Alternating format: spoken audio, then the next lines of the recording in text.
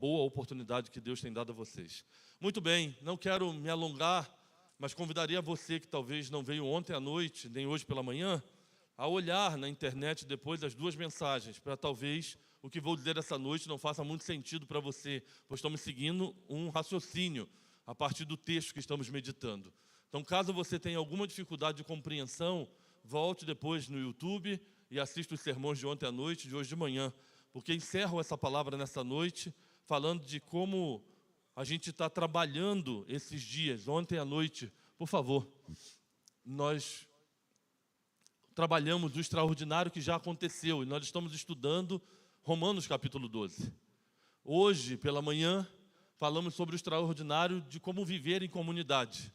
E agora, à noite, nós vamos falar sobre o extraordinário que transforma o mundo.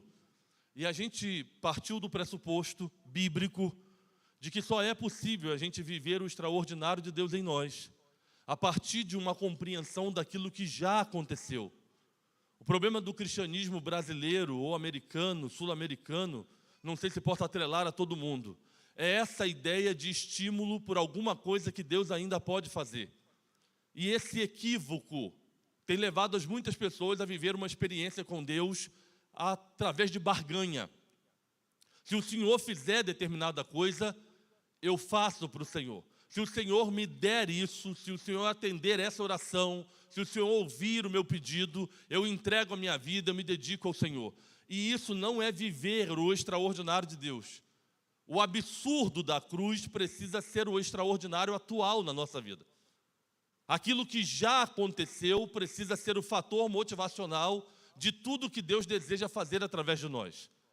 Nós não podemos esperar viver uma vida que a gente tenta surpreender Deus se a gente não se sente surpreendido por Ele ao compreender que aquilo que Ele fez na cruz através de Jesus foi a coisa mais extraordinária que Ele poderia fazer por nós.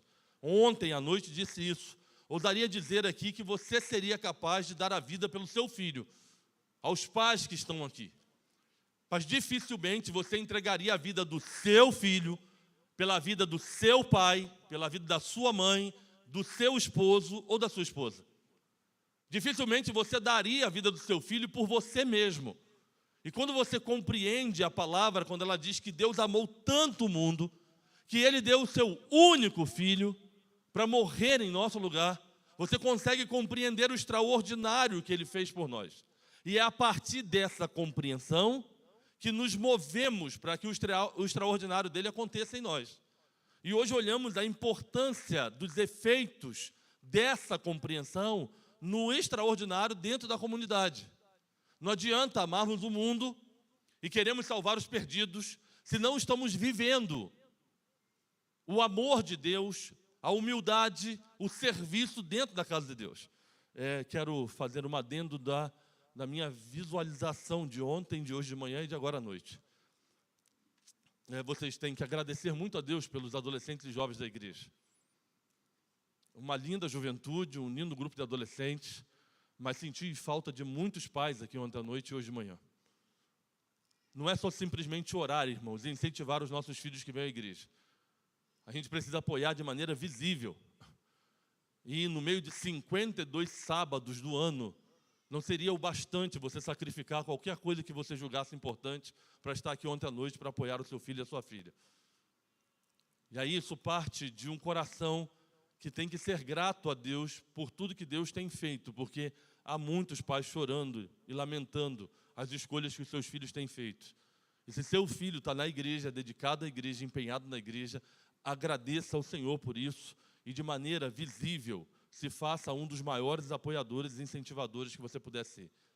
Não espere viver o desgosto de ver o seu filho fora da igreja para vir chorar aos pés do Senhor.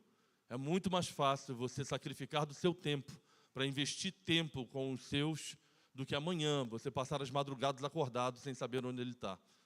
Então que você possa ser um dos maiores incentivadores, não só dizendo vai, não só dando dinheiro, mas também estando presente com ele em momentos tão significativos como foi uma conferência dessa para eles.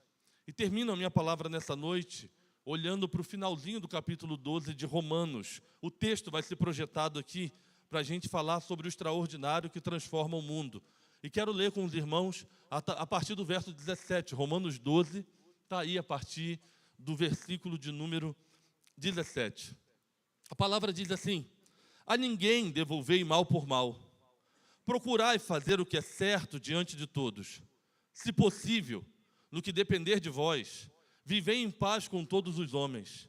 Amados, não vos vingueis a vós mesmos, mas dai lugar à ira de Deus, pois está escrito: a vingança é minha, eu retribuirei, diz o Senhor. Pelo contrário, se o teu inimigo tiver fome, dá-lhe de comer. Se tiver sede, dá-lhe de beber.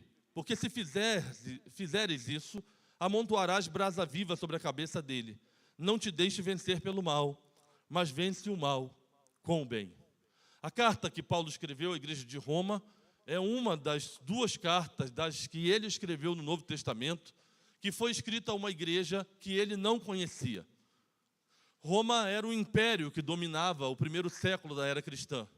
Era dali que saíam as ordens, os julgamentos e também a ordem de perseguição aos cristãos.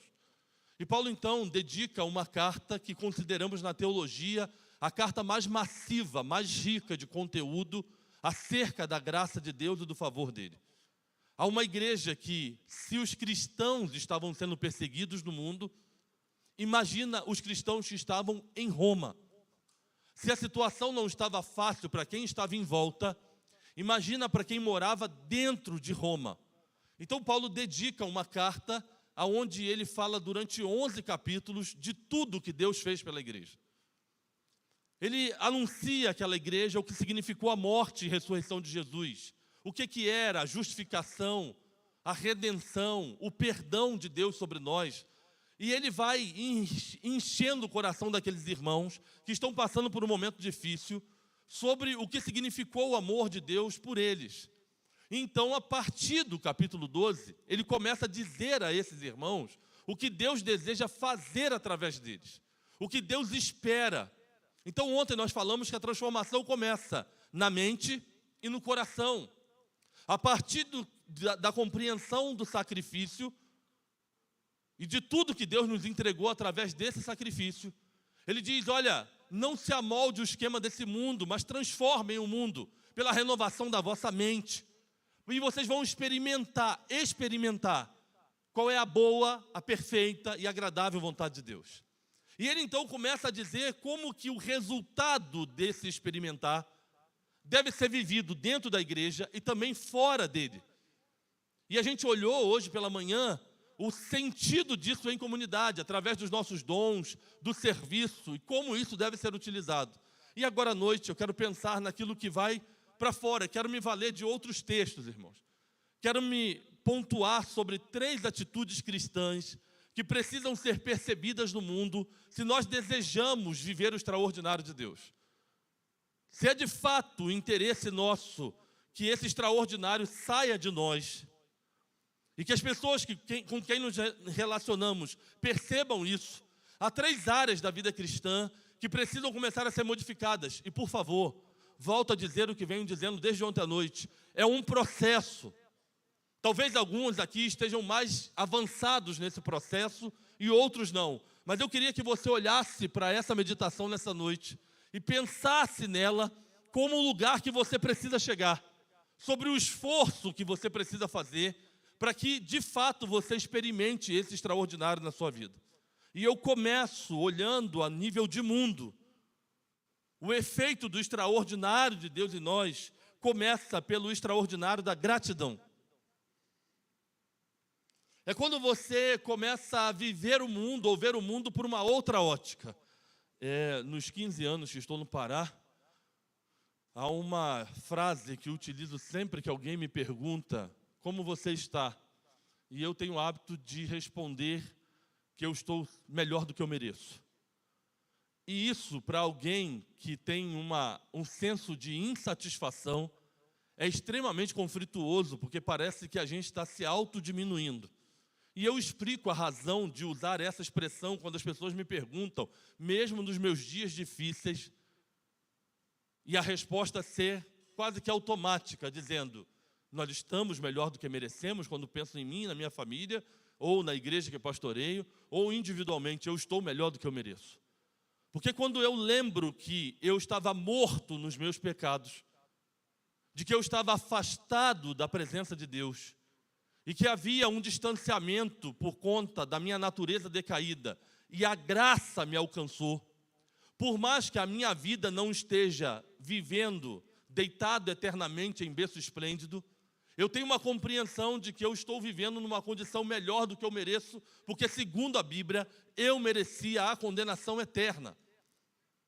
E esse exercício tira a gente do ambiente da reclamação e nos leva para o ambiente da gratidão. Somos um povo que estamos falando de um Deus maravilhoso, que fez coisas maravilhosas, que nos faz se mover num domingo à noite para estar dentro de um templo, para cantarmos a Ele, orarmos a Ele e ouvirmos a Sua palavra. Mas muitas das vezes voltamos para casa com um senso de inconformidade, que tem se refletido no ambiente de trabalho, no nosso relacionamento conjugal, nas nossas experiências relacionais. E se de fato Deus está fazendo algo extraordinário em nós, Ele deseja fazer algo extraordinário através de nós. E o extraordinário de Deus começa pelos seus filhos, que saem do ambiente da reclamação para o ambiente da gratidão. Ouvimos o pastor Amós repetir isso durante o louvor por vários momentos. Vamos ser gratos ao Senhor, ser gratos ao Senhor. E talvez num ambiente de culto, elevado pela melodia das canções, tenha sido fácil, ou está sendo fácil para alguns, declarar isso através dessas canções. Mas não estamos falando sobre declarações verbais. Estamos falando sobre um jeito de viver. E quando nós olhamos para a palavra, olha o que diz 1 Tessalonicenses 5,18. Em tudo dai graças, porque esta é a vontade de Deus em Cristo Jesus. Talvez você pense que o extraordinário da gratidão é um efeito de uma vontade pastoral, de uma denominação. Só que quando você olha para a Bíblia e você, por exemplo, vai olhar para um texto como esse de Tessalonicenses, isso está como um mandamento no Novo Testamento, irmãos. Sejam gratos ao Senhor por todas as coisas, porque essa é a vontade, e preste atenção no texto, não é ser grato por algumas coisas. Não é ser grato pelas coisas que me convêm ou daquelas que eu conquistei. A vontade de Deus para a nossa vida é que nós sejamos pessoas que tenham um coração extremamente agradecido. O salmista já declara isso no Salmo 103:2. Bendize, ó minha alma, ao Senhor, e não te esqueças de nenhum dos seus benefícios. Quando olhamos para Hebreus capítulo 13, verso 15, diz, ofereçam sacrifícios de gratidão. Para Salmos 118, 24, este é o dia que o Senhor fez, regozijemo-nos e alegremo-nos nele. Você tem consciência que chegamos ao ambiente de mais um dia, porque hoje pela manhã, segundo a palavra de Deus, as misericórdias dele se renovaram sobre a nossa vida? Segundo Lamentações de Jeremias, as misericórdias do Senhor são a causa de não sermos consumidos, porque as suas misericórdias não têm fim, elas se renovam a cada manhã. Vivemos num planeta, irmãos, que passam dos 8 bilhões de habitantes. E hoje, nesse planeta, nasceram cerca de 300 mil bebês. E desse mesmo planeta, hoje, se despediram em torno de 150 mil pessoas. Nesse exato momento que estamos aqui, alguém está dando o seu último suspiro de vida. Nesse exato momento que estamos aqui, há pessoas reunidas, velando algum corpo que deixou esse lugar. Você consegue ter a compreensão do favor de Deus manifestado sobre você e a sua casa hoje? Não vamos falar sobre ontem, semana passada, estamos falando sobre o agora. De que o abrir dos seus olhos nessa manhã foi a oportunidade que o Senhor lhe concedeu de mais um dia. De que você se reuniu em algum momento em volta da sua mesa, com os seus filhos, com amigos, com quem quer que seja, e teve a oportunidade de se alimentar. De que você teve como chegar aqui. Você tem consciência de quantas pessoas estão internadas nesse momento, ou acamadas que gostariam de estar no lugar que eu e você estamos, e que por alguma razão não podem estar?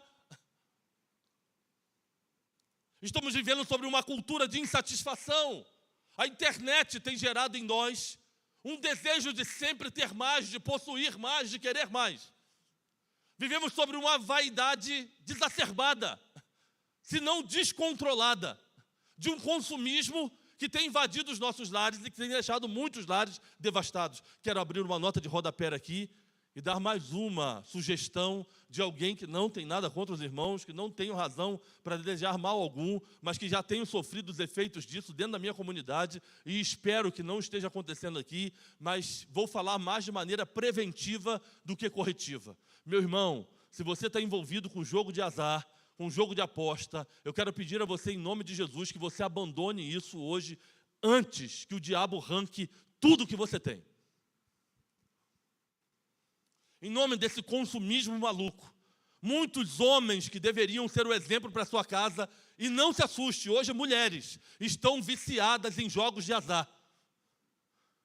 Estão pegando tudo que tem, e se não, já estão pegando coisas do outro para fazer investimentos em jogos de azar, acreditando que isso vai dar algum resultado. Tem pessoas na igreja hoje ameaçadas de morte. Gente que precisou se retirar da sua casa e fugir, porque senão seria morto.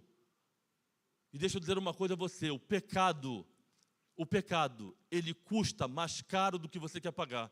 Ele vai te levar mais longe do que você gostaria de ir. E ele pesa muito mais do que você pode suportar. Quer uma orientação de amigo, de alguém que é neutro, para você não falar que isso é uma mensagem de carapuça. Abandone o pecado, porque ele vai consumir tudo que você tem. Não se pegue. O versículo mais terrível da Bíblia para mim é Juízes 16, 20. Juízes 16, 20 diz: Sansão se levantou a terceira vez, achando que o Senhor estava com ele, e o Senhor havia se retirado. Sansão brincou com o pecado, brincou.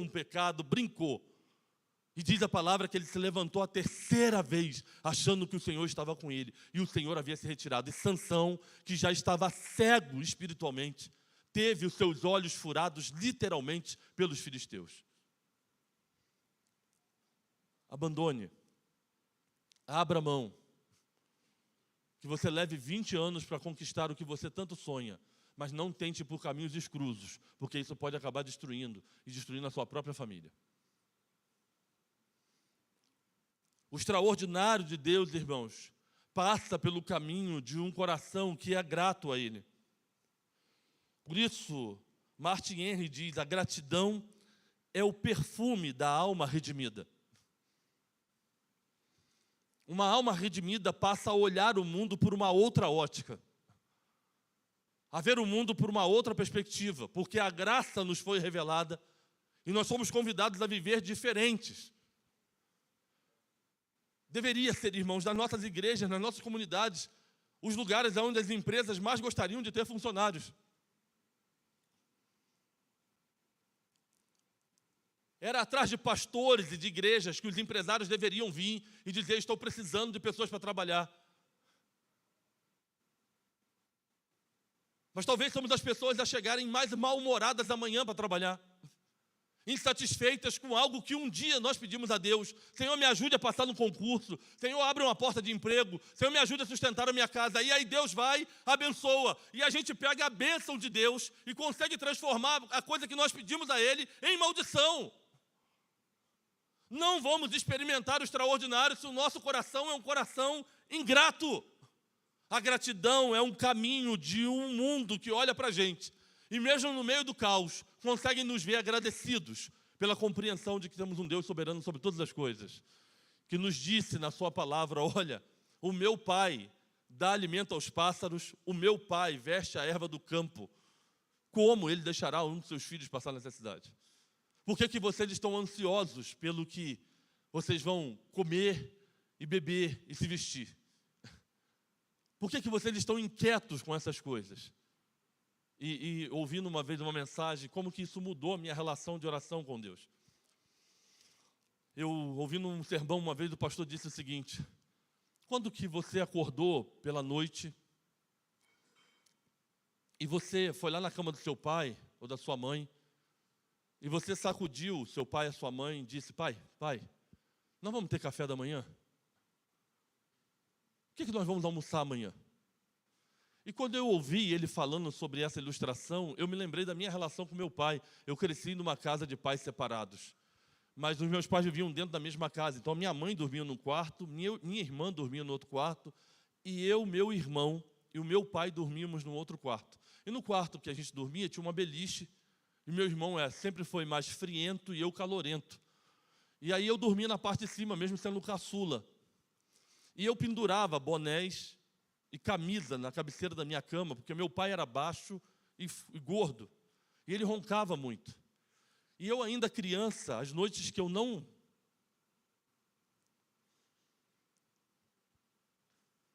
ouvia ele roncando, eu tinha medo dele estar morto.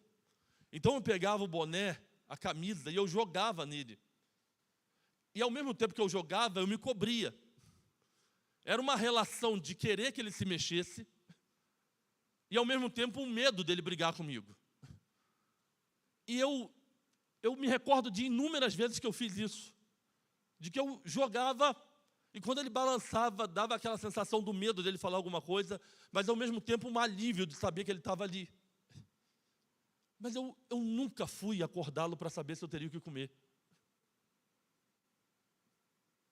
Eu nunca tive dúvida de que no dia seguinte teria o que era necessário.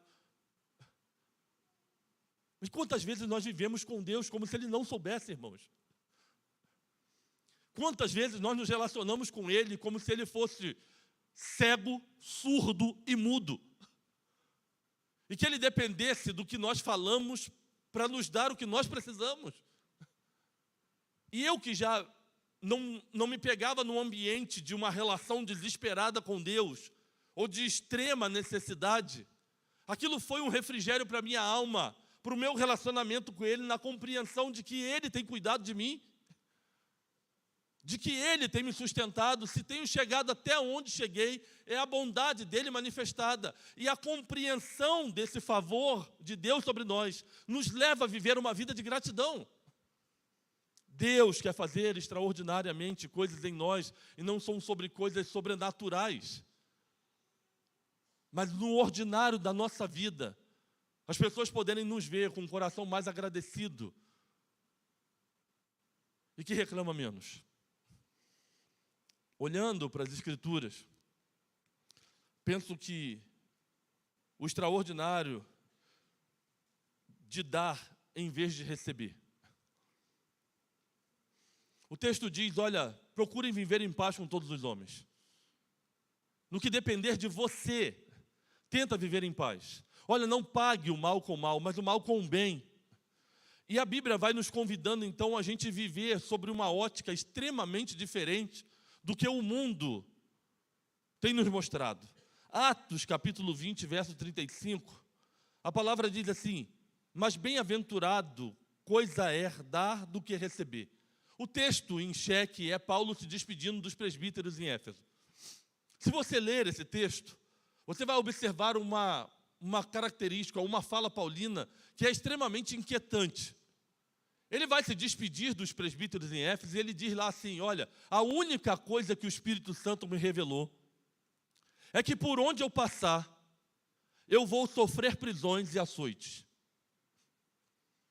Imagina que o apóstolo Paulo viesse a Pibe de Balsas hoje à noite, num dos momentos missionários da igreja, e fizesse um convite para os irmãos.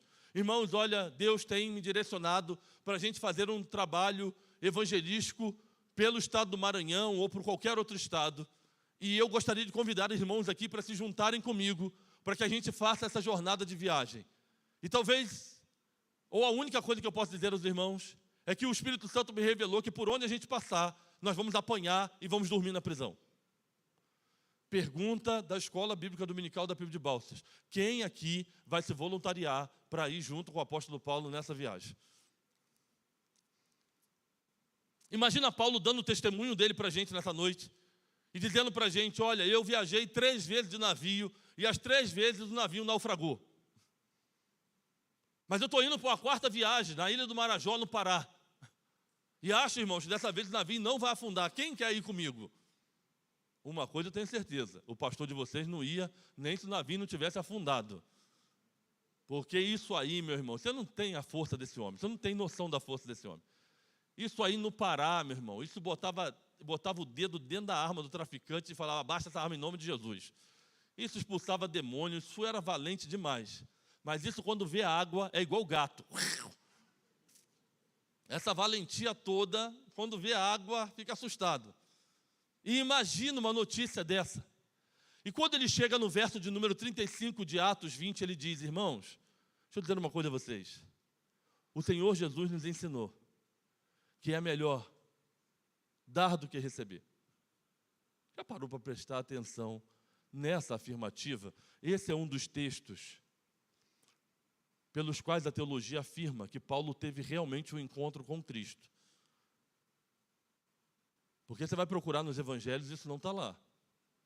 Sabe aquele texto de 1 Coríntios capítulo 11, quando ele diz assim, porque eu recebi do Senhor e também vos entreguei. O Senhor Jesus, na noite que foi traído, tomou o pão, partiu e disse. Essa expressão, eu recebi do Senhor, ele não leu em Mateus, Marcos, Lucas e João. Até porque os evangelhos nessa época não tinham sido escritos ainda. Então, por vários momentos, Paulo faz essa afirmativa de uma experiência pessoal dele com Cristo. Atos 20 e 35, ele diz a mesma coisa, porque o Senhor Jesus nos ensinou, é melhor dar do que receber. Vamos fazer o exercício. Receber é um negócio muito bom, gente. Coisa boa quando alguém lembra de você. Vai dizer que não é? Quando o marido do nada chega e presenteia a sua esposa. As mulheres estão tão decepcionadas hoje quando o marido faz isso, ela fala, o que você fez? Você aprontou o quê? Você deve ter feito alguma coisa. Você está vindo com um buquê de flores? Você não faz isso nem no meu aniversário, vai vir do nada assim. Fala para mim o que você fez. As mulheres já estão tão desacreditadas que já estão desse jeito.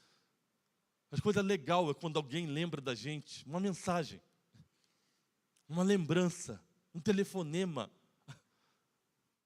Que coisa legal é no dia do aniversário alguém chegar com presentes para você. Que coisa boa quando alguém diz, olha, eu estava com saudade, te dá um abraço. E receber é algo muito bom. Eu estou saindo daqui, eu falei, pastor, eu vou pedir a Bia para vir com os meninos, eu vou ficar aqui. Toda hora chega comida aqui, onde a gente vai é banquete, eu vou morar aqui em Balsas. Já descobri que vocês têm uns terrenos aqui que vocês ganharam na cidade, falei, monta uma igreja aí, me traz para cá. Que esse pessoal daqui, rapaz, está deixando a gente constrangido, de tanta bondade, coisa boa. O Evangelho nos convida a experimentar, segundo as palavras do apóstolo Paulo, algo mais extraordinário.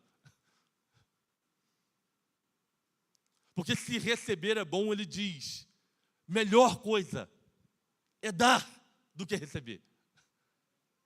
Lembra do que eu disse no início? Nós estamos falando sobre um processo, não estamos falando de algo imediato. Nós estamos falando de algo para onde Deus quer nos levar. Talvez você esteja imaginando que até aqui, na sua experiência cristã, você já viveu o extraordinário.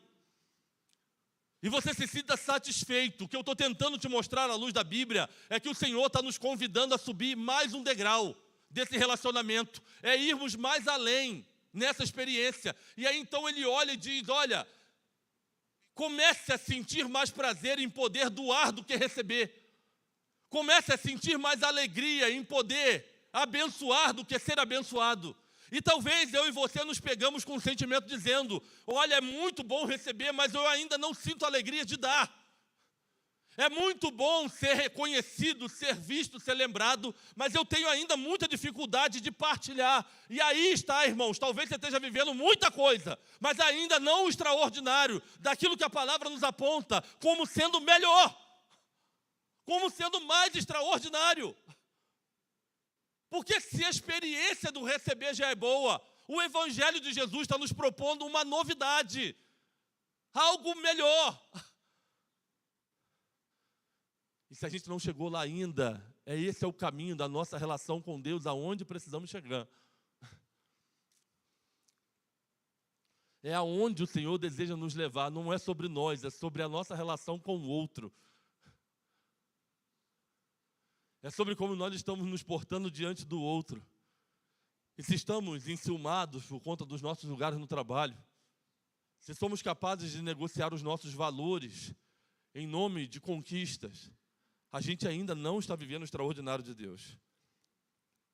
2 Coríntios 9, 6, a palavra diz: aquele que semeia pouco, também pouco colherá.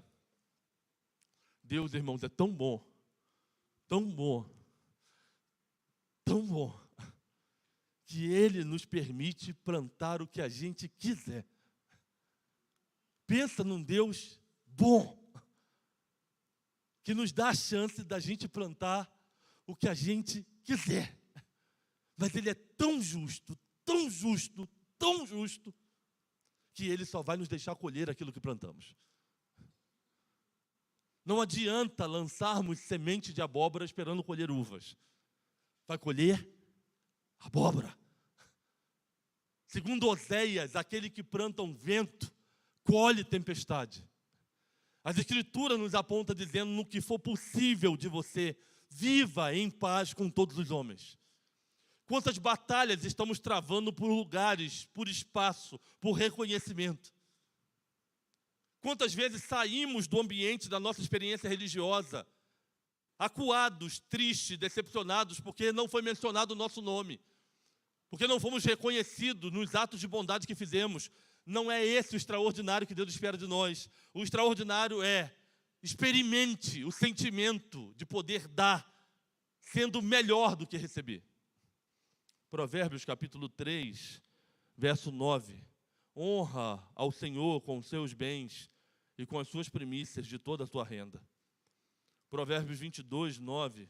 Quem é generoso será abençoado, pois reparte o seu pão com o pobre. Estamos vivendo numa era de casamentos ou de experiências conjugais que as pessoas vão viver juntos, mesmo dentro da igreja, e que ouvem a Bíblia dizer: agora vocês vão deixar de ser dois e vão se tornar um só, mas que ainda carregam a ideia do meu e seu. Aquela ideia de que é o meu carro, é a minha casa, e a gente não entrou no conceito de que quando nos juntamos a uma outra pessoa e nos tornamos um com ela, o individualismo sai e agora passa a ser nosso. Nossa casa, nossa vida, nossos filhos. É o nosso Deus. Por isso Josué declara, depois da terra prometida dividida, ele olha para os seus amigos e aqueles que iam possuir a terra e diz: olha, vocês têm escolhas. Vocês podem adorar os deuses que os seus pais adoraram no Egito. Vocês podem adorar os deuses dos amorreus, aonde cuja terra habitais. Mas saibam de uma coisa: eu e a minha casa serviremos ao Senhor. A oração do Pai Nosso nos ensina isso. O Pai é nosso, o pão é nosso e os pecados também são nossos. Quantas das vezes queremos o Pai sendo nosso, o pão sendo nosso, mas dizer: o pecado é seu, não é meu. Então, quando olhamos para o extraordinário que Deus deseja realizar, Ele deseja realizar o extraordinário de nos fazer experimentar a gratidão mais pelo dar do que pelo receber. John Wesley diz: ganhe tudo o que puder, poupe tudo o que puder, dê tudo o que puder.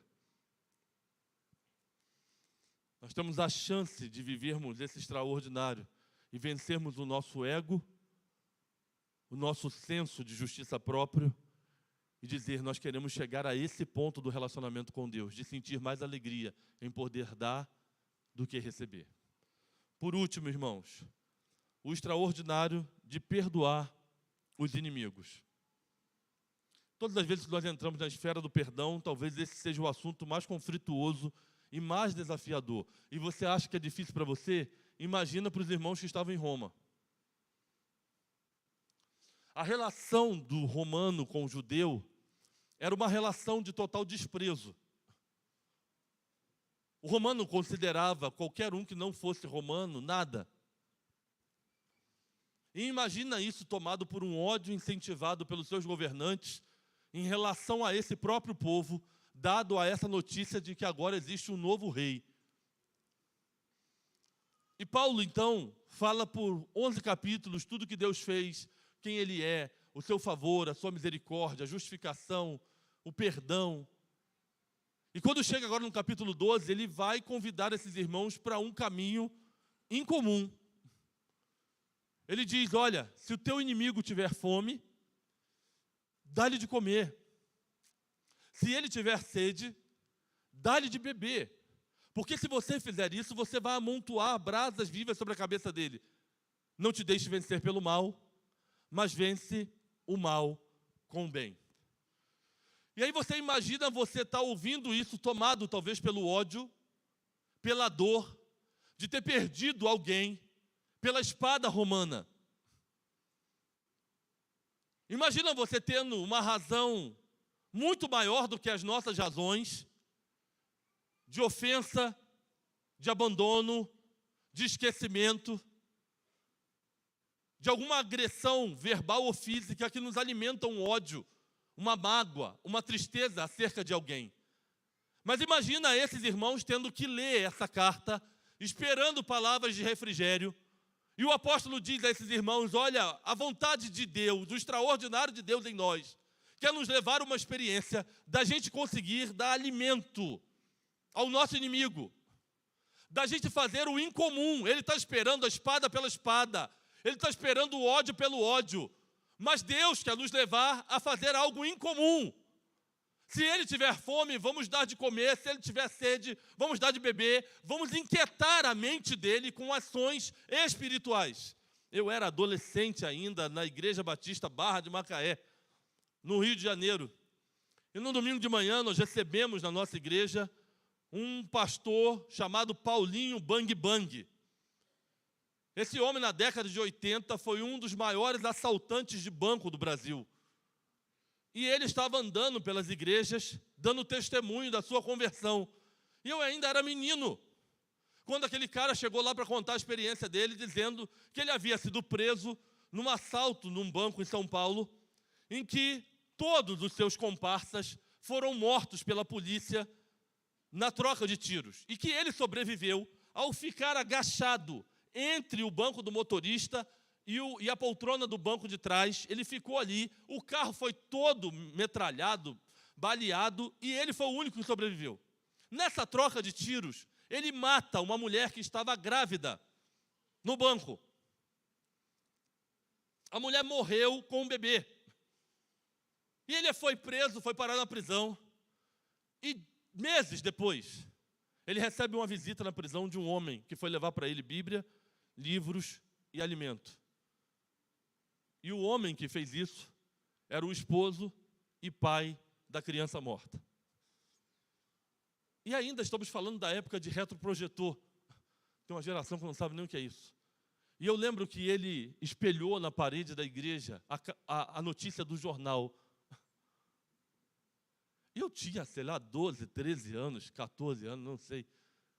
E como aquilo foi extremamente impactante para mim.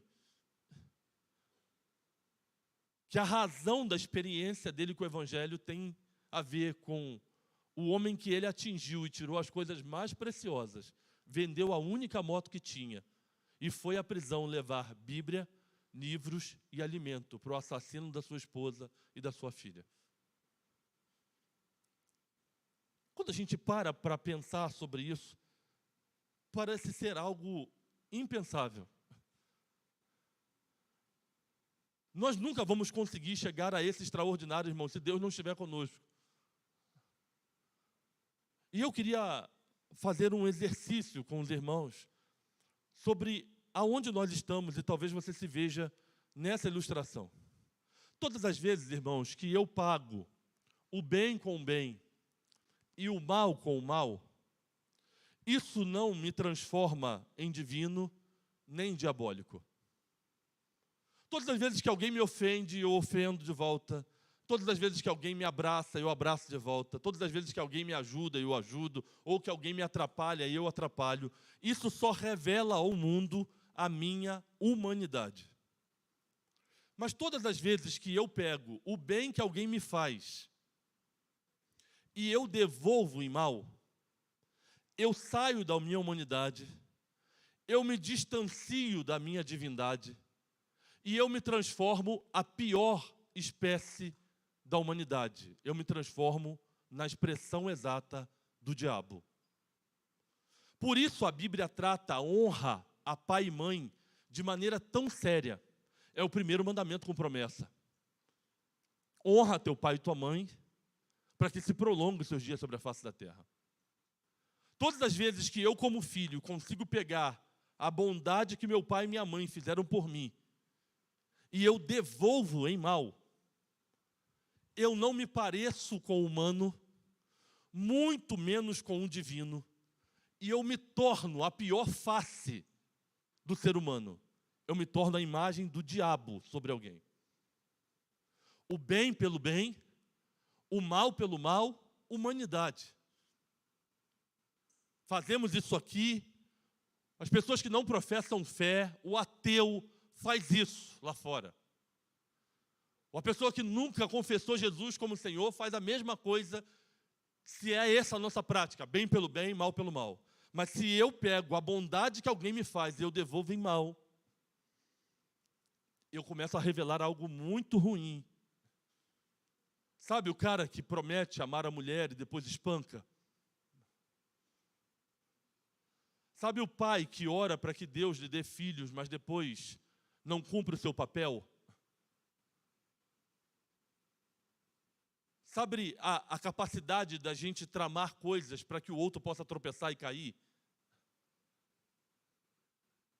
Essa coisa de ter desejo de pegar o que não é nosso, ou viver de maneira ilícita, mesmo que o outro se ferre, isso não é humano. Isso é diabólico. Não tem nada de extraordinário de Deus nesse tipo de atitude. Aonde o Evangelho quer nos levar, irmãos? Aonde o extraordinário de Deus quer nos levar? Não é o mal pelo mal e o bem pelo bem. É quando alguém me faz mal, eu devolver em bem. Isso me tira da minha humanidade. E isso me traz para uma relação mais parecida com Jesus. Todas as vezes que eu fiz essa ilustração, parece ser um exercício simples. Como essa plataforma reta, parece que esse é um exercício muito comum. Vamos sair desse universo da humanidade e vamos praticar essa divindade como se fosse algo comum. Não é. Talvez a melhor ilustração se torne olhando para essa rampa, de que a gravidade do pecado quer me levar sempre para a pior face. Por isso nos assustamos quando nós estamos no nosso ambiente de fé e vemos alguém piedoso e de repente nós somos surpreendidos com essa pessoa que teve uma atitude que a gente olha e fala assim, eu jamais poderia imaginar que esse irmão ou que essa irmã poderia ser capaz de fazer isso. Porque a gravidade do pecado não quer me deixar nem na minha humanidade. Ele me empurra para viver na face pior do ser humano, de ser ingrato, de não conseguir pagar ou devolver a bondade que alguém me fez da mesma forma.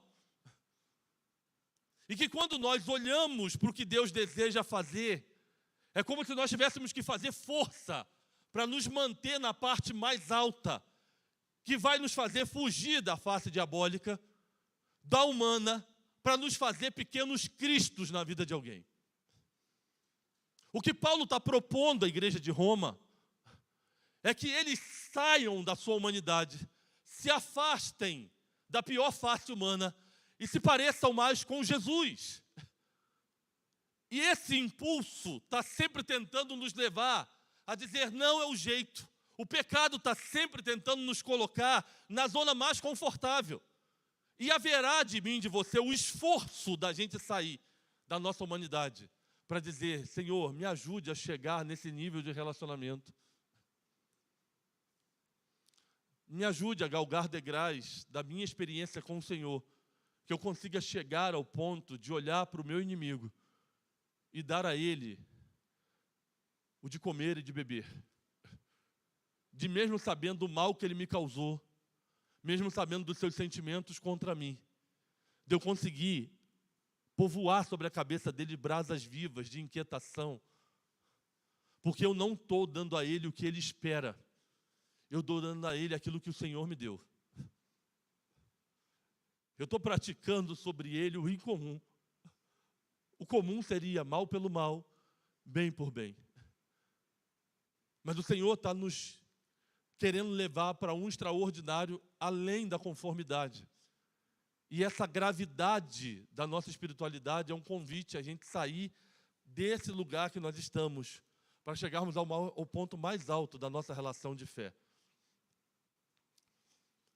Eu moro hoje numa casa de um dos homens mais abastecidos financeiramente. E a experiência desse homem me marcou profundamente.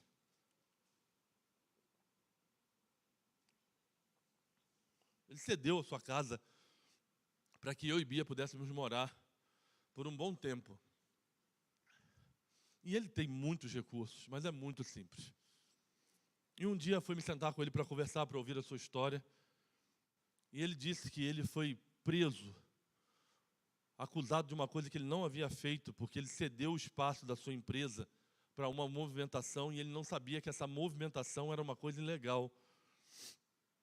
E ele tinha feito uma oração antes dessa prisão, porque ele estava vivendo uma vida tão corrida, tão maluca, tão louca de negócios, que ele não conseguia parar, ele corria sem saber porque que ele estava correndo. E um dia ele falou que ele fez uma oração dentro do carro sincera, ele saiu de casa, parou o carro na rua, era uma quinta-feira, e ele, na simplicidade dele, ele tem pouca leitura, e um homem muito aguerrido, conquistou tudo com muito sacrifício. Ele falou que ele parou numa calçada, assim, encostou o carro e falou com Deus: por favor, Deus, muda a minha vida, muda a minha vida. Me ajude, eu preciso mudar. E ele falou que na semana seguinte, quinta-feira seguinte, ele foi preso. E ele passou 120 dias preso. Segundo as suas palavras, Deus o levou para a prisão para que ele tivesse uma experiência pessoal com ele. E ele falou que depois de 120 dias preso, quando ele saiu, estou resumindo, irmãos, ele falou que ele tinha pessoas que deviam muitos valores a eles alto e que ele devia a muita gente. Então ele procurou aos seus devedores e disse a eles: olha, eu vou começar a pagar, eu saí agora, vou tomar os meus negócios novamente e vou começar a pagar. E ele começou a ter uma atitude incomum com quem ele devia. Ele disse: pastor, eu comecei a perdoar quem me devia. Tinha gente que me devia 45 mil, 190 mil, e eu comecei a dizer a essas pessoas: você não me deve mais nada, você não me deve mais nada, você não me deve mais nada. E nós estávamos conversando na beira de um igarapé, ele me contando esse testemunho, e ele disse: eu cheguei a um momento da minha vida que eu tinha tanto dinheiro que eu não sabia nem aonde gastar. Porque eu descobri a prosperidade no perdão. E como aquilo foi forte. Alguém de pouca relação com a igreja, mas que talvez chegou a uma compreensão do cristianismo, que Deus deseja nos levar a esse mesmo lugar. Porque imagina para esses irmãos em Roma lendo essa carta. Se tinha uma razão de alguém odiar os seus inimigos, eram os nossos irmãos que estavam em Roma. E a palavra nos diz que, Paulo diz: não se deixem vencer pelo mal, mas vencem o mal com o bem. As Escrituras estão sempre nos orientando nessa direção. Romanos 12, 20 diz: a teu inimigo, se ele tiver fome, nós devemos dar de comer, de beber, como acabamos de ler. Mateus 5, 44 diz: amai os vossos inimigos e orai pelos que vos perseguem. Mateus 6, 14: se perdoares aos homens as suas ofensas, também vosso Pai Celestial vos perdoará. Agostinho, é dele a frase que diz: perdoar é imitar a Deus no que Ele tem de mais divino. Perdoar é a gente imitar a Deus no que Ele tem de mais divino. Deus deseja, irmãos, fazer uma obra extraordinária em nossa vida. E essa obra passa por um mundo que espera vingança, mas que nós cristãos, que experimentamos o extraordinário de Deus, respondemos com gratidão, generosidade e perdão. O extraordinário não é apenas um sentimento vivido dentro da igreja, mas é um testemunho que deve impactar o mundo. E eu volto a dizer, não é que tenhamos chegado lá, mas o que nós precisamos compreender é que é lá que Deus deseja nos levar. Sabe, objetivos de vida propósitos que você tem, coisas que você deseja alcançar? Quando olhamos para a Escritura, esse é o convite que a Escritura nos dá, esperando que a gente se torne pessoas mais gratas, pessoas mais generosas e pessoas que têm a capacidade de perdoar até mesmo seus inimigos. Talvez você já tenha alcançado um desses pontos. Talvez você ainda se vê distante de um desses pontos. Talvez você está vivendo uma relação com Deus tão extraordinária que você já começou a experimentar essa boa, perfeita e agradável vontade de Deus. Mas eu quero falar com aqueles que ainda não vivem. E dizer a você que se você tem propósitos espirituais, é para que você coloque essa relação na sua lista. Deus, eu sou uma pessoa que reclama demais. Eu sou insatisfeito demais. Eu olho e parece que o mundo está conspirando contra mim e eu não quero mais viver com esse sentimento. Senhor, eu sou mesquinho. Eu sou avarento. Eu sou egocentrista. Eu me incomodo quando o outro prospera e eu não. Sabe a questão da honestidade? Não é que você vai dizer isso a alguém, é algo da sua relação com Deus. Você se olha diante do espelho, conforme o fruto sagrado diz em uma das suas canções. O que na verdade somos, o que você vê quando me vê. Se o mundo é mau, o culpado está diante do espelho. Não estamos falando sobre você pensar sobre seu esposo, filhos, pais. É de uma honestidade de você fazer aquilo que Paulo diz em 1 Coríntios 11. Examine-se, pois, o homem a si mesmo. É de você olhar para dentro de você e pensar, eu sou ingrato. Eu não consigo praticar a generosidade, eu vivo no só venha a nós, vosso reino nada. E eu ainda carrego muita mágoa, muito rancor, eu tenho dificuldade de perdoar. Mas se a tua palavra diz que é possível a gente amar o inimigo, se a tua palavra está dizendo que é um mandamento ser grato, se a tua palavra não está falando mais sobre um jogo de regras, mas sobre cristãos generosos, eu quero chegar a esse lugar, eu quero viver esse extraordinário. Sabe, a busca espiritual, do crescimento, da sua evolução do relacionamento com Deus, é sobre isso que nós estamos falando. Não é sobre uma acusação de eu não estou vivendo, ou você não está vivendo, é assim, assim. Não. É sobre uma honestidade de perceber que talvez a nossa relação ainda está num nível muito raso. E que Deus quer nos levar a águas profundas desse relacionamento, para experimentarmos isso que Paulo diz, é melhor dar.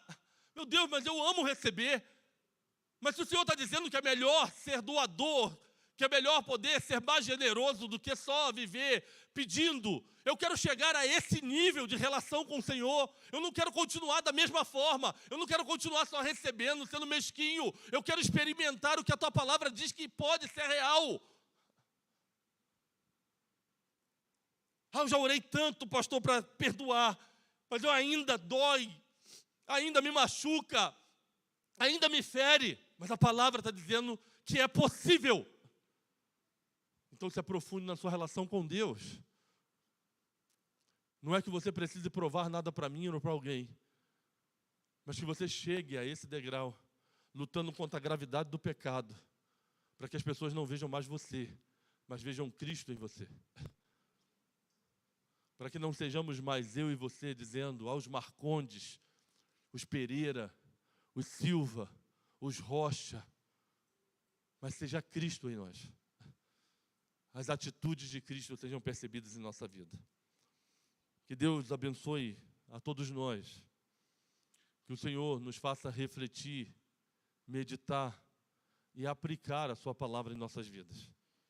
E que Ele seja o Senhor da sua caminhada, como eu tenho desejado que seja da minha todos os dias. Abaixe sua cabeça, feche seus olhos, eu quero orar por você.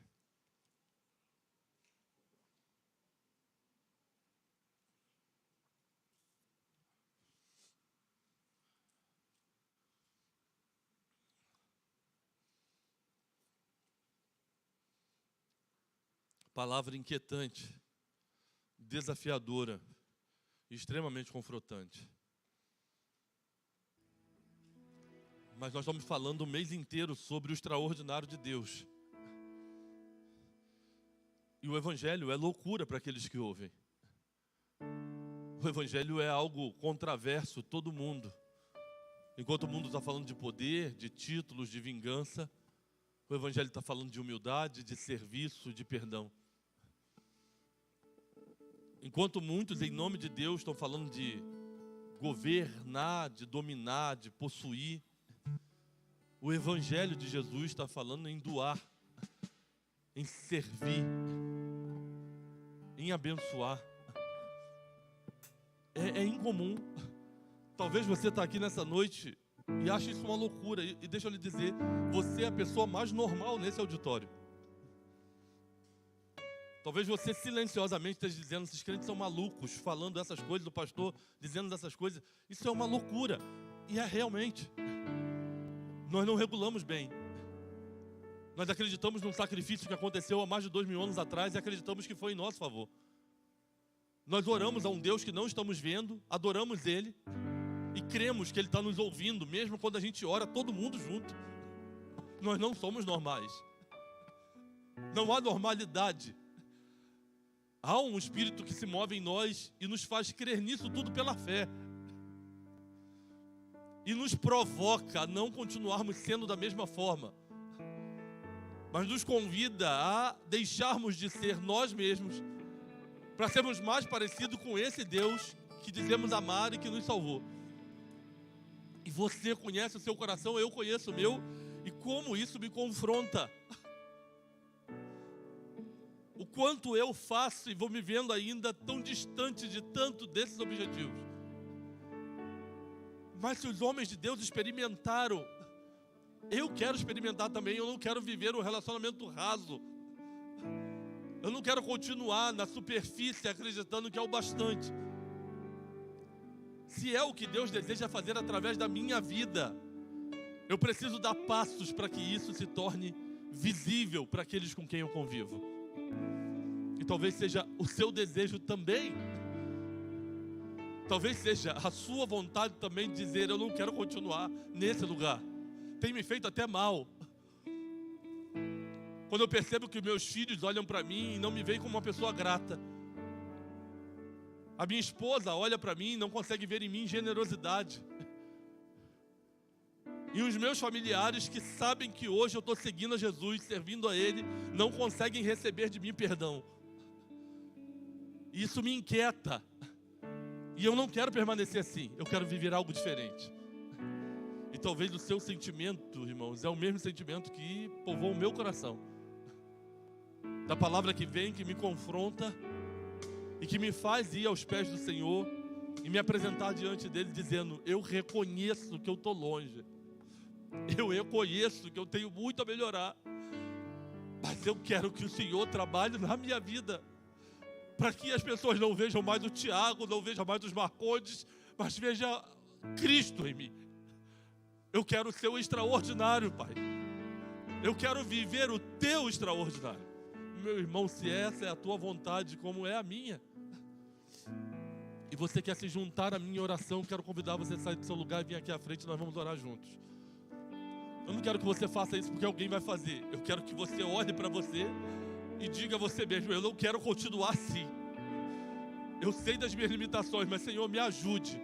E nós vamos nos apresentar diante do altar de Deus e pedir a Ele, para que Ele vá nos moldando como um olheiro molda ao vaso, para que a imagem dele seja forjada em nós. É esse o seu sentimento, é a sua vontade, essa palavra te confrontou, sai do seu lugar e vem aqui à frente, vamos orar. Eu não estou preocupado com quanto tempo você tem de igreja.